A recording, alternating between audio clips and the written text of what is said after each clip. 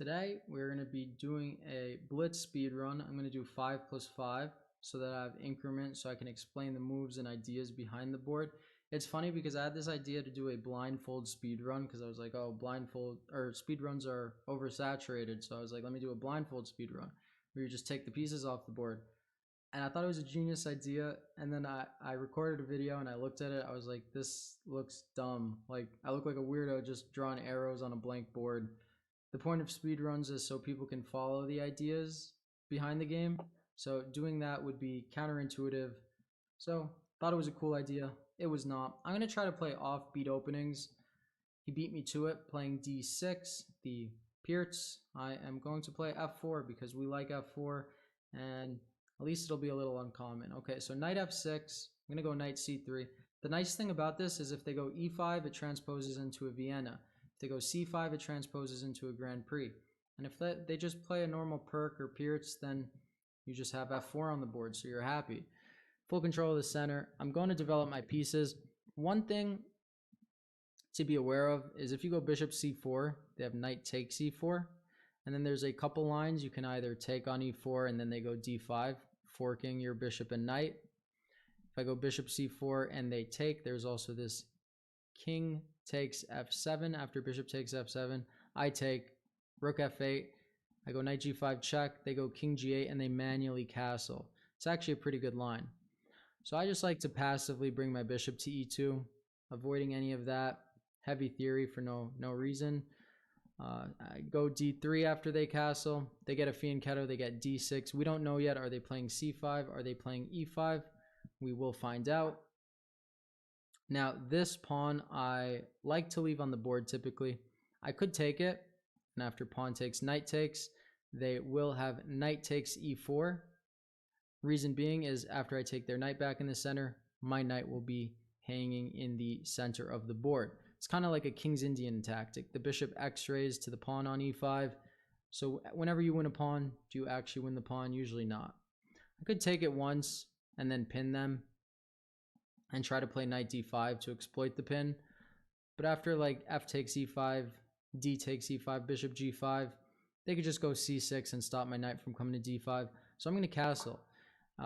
And the nice thing about this is there is potential where the pin will become more scary because I have the open f file and I'll have the rook already on it. And you see now they went c5. So since they can't go c6, this already looks more tempting to me. So I'm going to take the pawn. They have to recapture. And then I'm going to go bishop to g5 and pin them. A lot of the times my queen should route over to e1 and h5. They are fianchettoed, so I can't infiltrate on the light squares, even if I didn't have this bishop here blocking my queen. But I could definitely infiltrate on the dark squares, and typically that does happen. Now, I'm actually going to go queen e1.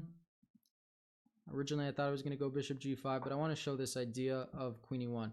The nice thing about it being on the dark squares is after bishop g5, queen h4, it's going to be even an extra attacker that I can add to the pin. Now, I'm going to start with bishop g5. They can play h6. Would not be a bad move, but I would like to bait them to play g5 and just weaken their king side. Okay, so h6 damages kind of the integrity of the fianchetto. Okay, and then they do go g5. Now, very tempting would be to sack my knight and just say that I have an abundance of pressure. And I actually am going to do that. So, for example, knight g5. They're going to take with the pawn. I'm going to take with the bishop. And you see they have one, two, three defenders on f6. I already have 1, 2 attackers. The knight cannot move because it's pinned. If the queen moves, they remove a defender. I'm threatening to go knight d5. I'm threatening to go queen h4. And they do get out of the pin, which is a good move. I'm going to go queen h4 because again it's all about adding pressure. I would not take this pawn on b2. That is typically a poison pawn. I don't think it would be any different here. They go c4 check, a nice discovery, though it doesn't do much. I like my king on h1 anyway, tucked away in the corner of the board, safe and sound. And yeah, if they take, I will take back with the pawn or the bishop. Honestly, feel like I could do either. I would probably take back with the bishop just in case they do take on b2. For example, like if pawn takes, queen takes b2 would hit my knight and my bishop. Maybe I could potentially lose a piece there. That would not be great. Okay, knight to h7. A move for sure, targeting the bishop. But this allows me to play knight to d5, gaining a tempo on the queen.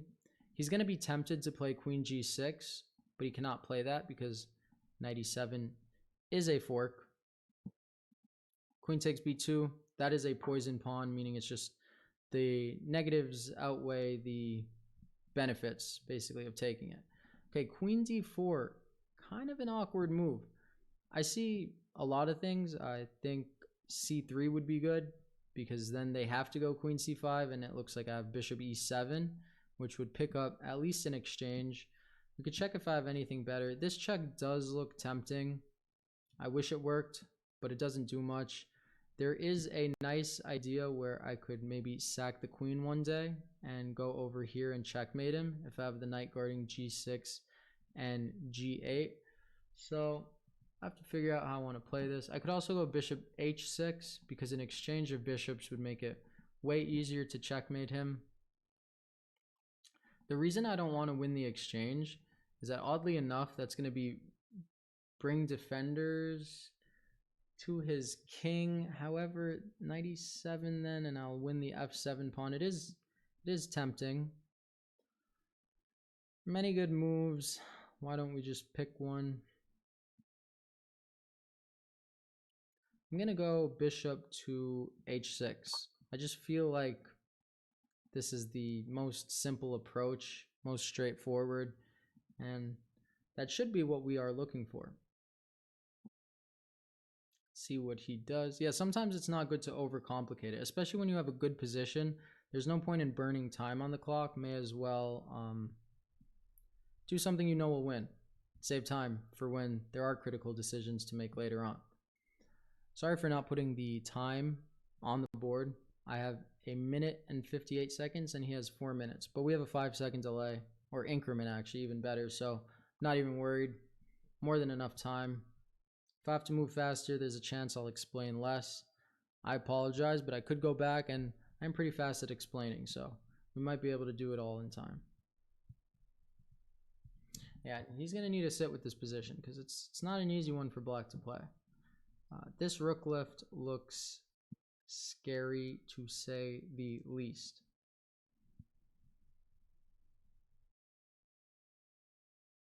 And he can't move his rook because if he moves his rook, I check his king away from f7 and his rook gets deflected, or he deflected his rook, his king gets deflected and I win the f7 pawn. Okay, he takes.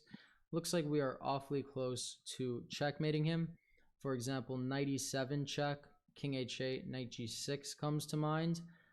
See, for example, if he moves this knight, like somewhere, for example, knight e7 check, he would go king h8, I'd have knight g6 check, he would take, I would take, and that would be mate because his knight is pinned to his king. Okay, queen takes b2, still a poison pawn, not as bad as before, because I did want a rook lift, so it does stop my idea of rook lifting. How do we want to do this? Check looks super tempting. God, I want to sack something, but there is not enough just yet. So we're just going to play bishop h5. Again, he's not actually threatening anything. So bishop h5, I'm just adding an attacker. 2 attackers, 2 defenders. But after I check him, he will only have 1 defender. I will not get back ranked. I will remember that my rook has to do the job of guarding this rook while it's still applying pressure. But yeah, things are coming along.